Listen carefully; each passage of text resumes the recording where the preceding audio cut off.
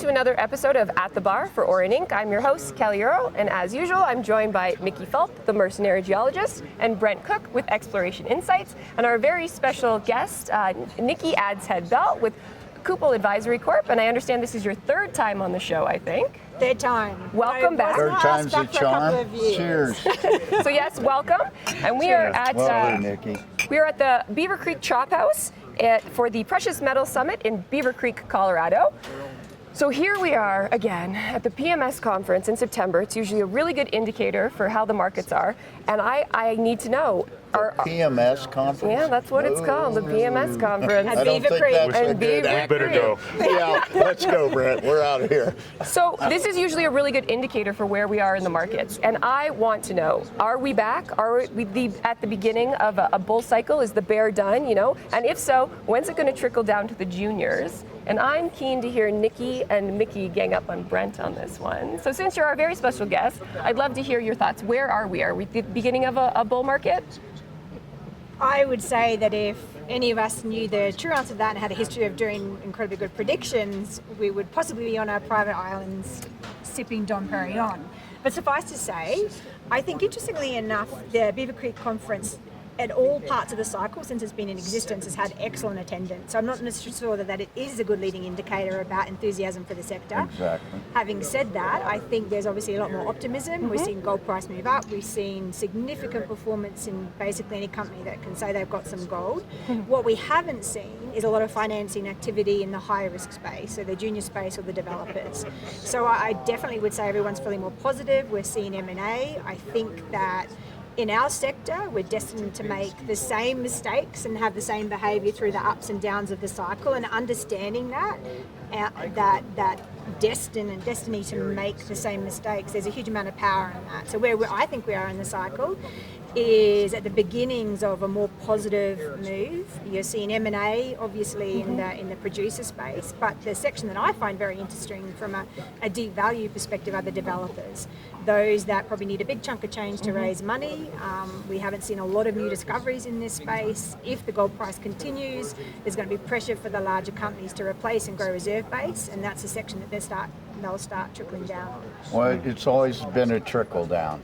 It's always a trickle down. Yeah, it starts with the major gold producers, trickles down to the mid-tier and maybe the small cap gold producers, but they generally are not profitable. But where we really want to see it trickle down to are the advanced explorers / developers, and then we have all the rest of the herd here, the poor little juniors.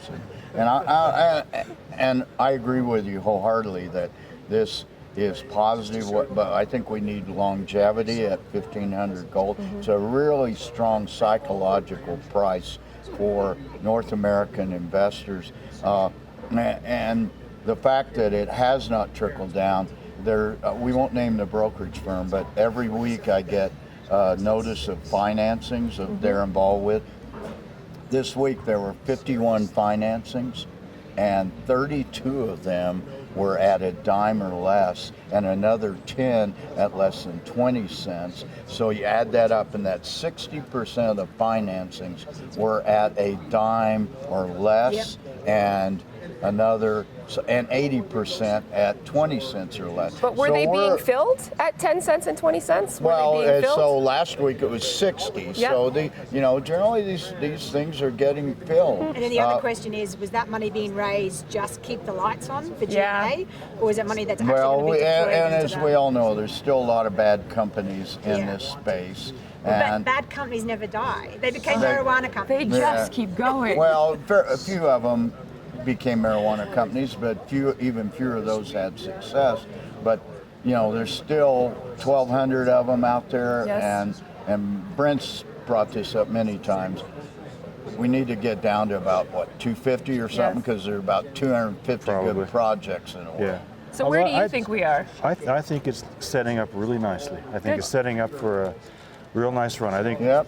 Wow, you're in agreement? No, yeah, we are. No I think it's. He doesn't want to agree with any. It's like you say yes, I say no. So you think you say hello, I say goodbye, whatever it's called. Yeah, I mean, look, what I'm seeing is I'm seeing more funds here. I'm seeing more money coming in to solid companies that look good and can present well, and that are fun. A new guy coming in Like and putting everybody money at the in. table here looks good and presents well. There you go. Yeah, exactly. You read my mind. And I'm not seeing sure about generalist. that, I'm but- seeing generalist funds for the first time. So I think I've been at this conference for maybe 6 years in a row now, and I've never had generalist funds come into meetings You with a think company. that's a $1,500 goal? I think so, because Skeena is only a $50 million market cap, and we got meeting with generalists. So I this take that as market's- a very good sign. Yeah, this Generalist, market's been beat up. sizable, Right? small cap generalist fund. Both? Yeah, they're just kicking tires. Yeah. But That's good. regular market's done really well. This thing's been beat up. Gold's doing all right. My sense is if we can keep this gold price until the end of the year, next year's just going to rock. Nobody really believes it's real yet, No. because we saw Exactly. this blip at the start of 2016. Exactly. Those of us- We were all here in 2016, Yes. and we saw the price go south as soon as this conference Well, I happened. bought a lot of gold stocks in 2015, leveraged beta, and sold in June 2016 because the talk. Oh, well, good for you. Well, the thing I've learned over the last 18 years on this side of the business is we're all really good at buying, but we're very bad at selling. Selling. Sorry. So It's- So tell it's me, not what did you we, buy that's this week? everybody What that stocks buys. did you buy this It's not week? just our sector. I have a list, and I can't tell you. I need to buy them first. I've been buying all week. So do we I've agree? been selling and buying all week. so that's I sell interesting. to buy. Well, You sell your debt. You sell your break even. Here's what I'm doing. I'm selling my break evens, and I'm buying things that I think have really strong upside. So I think we can all agree it's probably a good time to buy. well, Yeah. Selectively. Selectively, Yeah, I mean, there are yes. some companies that if their chart is parabolic like this, with not a lot of news, I would be questioning whether or not you want to buy those. I think. No, absolutely. I think there's some. No, you buy the ones that just hit their yearly low last week. that have some cash. That have cash and have ore grade copper and gold over very thick, wide thicknesses, true widths. So you probably know who I'm talking about right now. That's who I'm buying. Yeah, I know what You you're talking name about. Pardon? Are you name dropping? No, I'm not going to name drop. We got to require our listeners to do their own due diligence. That's very true. That is very, very true. But I think Kelly made a good point. I mean, we've seen the decimation in our space, capital outflows. A lot of the traditional resource funds don't even exist. And I think we all know that the marginal dollar is the generalist. And I don't know that we've seen that. You speak to some of the big funds that have been in the space for a long time, and they haven't been seeing capital inflows over the last 4 months. In fact, they've seen capital outflows. So I think the argument would be that maybe the generalists are starting to dip their toes in, but Yep. they are not there. The only capital inflows that are coming in our space are into ETFs. Yeah. ETFs, gold ETFs hit 2,500 tons last week Yeah. for the first time since early 2016. But you made a really interesting comment about too many companies. I agree with that. There's too many companies that are competing for a finite source of capital. But if we enter into a bull market phase, that too many companies will proliferate. Oh, it's going to explode. An infinite number of too many companies. Well, Yes. and I think also there's too few companies, legitimate companies, for the money that is potentially going to come into the sector next year. There's just too few, and so you look at, I don't know, there's a lot of these, good companies that have doubled over the past couple months. They're going to double again because that's all they can buy. But the trouble They're is, not going to buy some, That's 10 true. cent whatever. well, and if you're a generalist, the larger funds need size. I mean, they are not going to invest down in the junior market. And Yes. your point's well taken. We're a nano cap, and we're We not are. big enough. That our sector as a whole is not big enough for very many generalist funds. Well, a fund manager I know, he runs a gold fund and he sits next to the small cap generalist fund. Small cap is $1 billion. Yes, I know. exactly. Yeah, yeah, This is what we hear yeah. all the time. Well, it's a great project, but we used to refer to ourselves as micro caps. No, we're nano caps. Okay, then that means getting bigger for the sake of getting bigger is a legitimate reason to do M&A. If you, Well, as long as you're in the lowest quartile on margin. well, It's a different strategy. You're going for a different crowd. ultimately you want to make yourself as attractive to as many investors as possible. Would be the ultimate goal. Yeah. Because the more appetite for your shares, the more Well, likely. liquidity is Look- rising share So what's price. more important, free cash flow or market cap? Well, we're in the gold business. Cash flow, come on. That's like believing that unicorns exist. It's been a horrible world for the gold companies to wake up and have to produce free cash flow. But the Australians have. And Yes. not take on debt and do equity financing to pay dividends. But if you're trading above your underlying value, if you're trading above your NAV per share, you should issue equity or buy something. It's the most accretive thing that you can do. As long as you've got cash flow to meet your obligations on a yearly basis. And a lot of these companies, a lot of the gold miners historically haven't done that.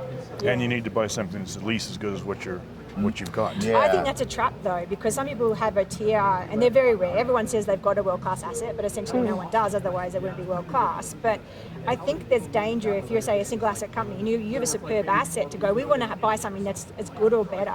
You get a little bit trapped going down that route. I think it is it accretive to you on an NAV per share basis? Would be the driver that I would be looking at. Yeah. Here's So- one thing I think we can agree on. You just need to reward your shareholders. You do. Yes. Absolutely. So however you manage Yep. your company, please reward your shareholders. So I have a question that I want to ask, and I deal with retail shareholders, and I know you both do on a daily basis, and I keep getting calls saying, well, the gold price has taken off. Why haven't your shares taken off? Well, you know? tell them it's a buying opportunity. Yeah, I do, but what I want to know is, when do we think it's going to trickle down into the junior space?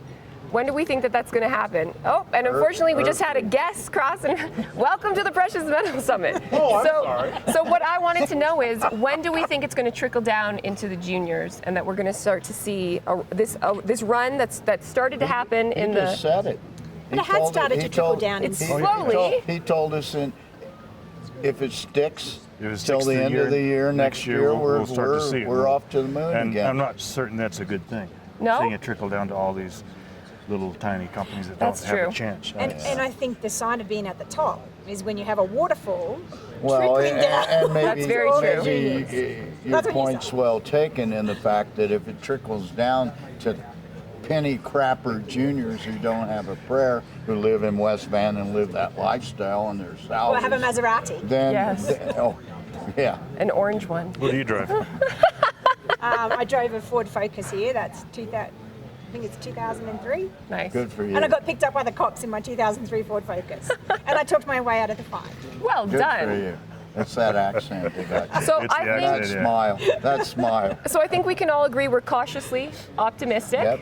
Cautiously optimistic, and I think we should leave it at that. Cautiously optimistic. I think that's a good ending for us. I'm more positive than I've been in a long time. Good, good. I would agree with Well, it's that. hard to be more Awesome. negative. So- Awesome. So we'll So salute, cheers. cheers, Yeah. once again. to And good luck out there, folks. And thank you for joining us for another episode of At the Bar for Oreninc.